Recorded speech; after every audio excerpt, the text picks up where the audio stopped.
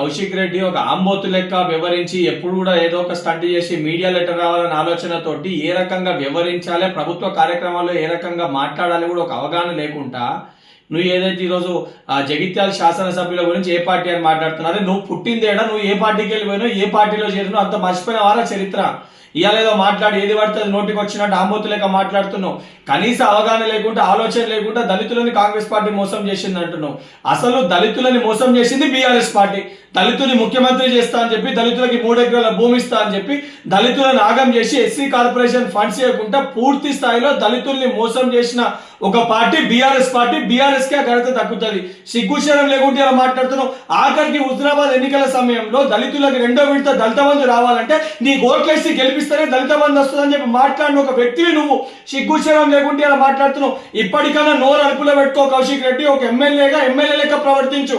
ఒక వీధి రౌడీ లెక్క, గూండా లెక్క, అచ్చొచ్చిన ఆంబోతు లెక్క ప్రవర్తిస్తే రేపు పొద్దున నిన్ను కూడా ఇదే పరిస్థితి, రోడ్ల పైన గుడ్డలు ఒడిసి కొట్టే పరిస్థితి వస్తుంది.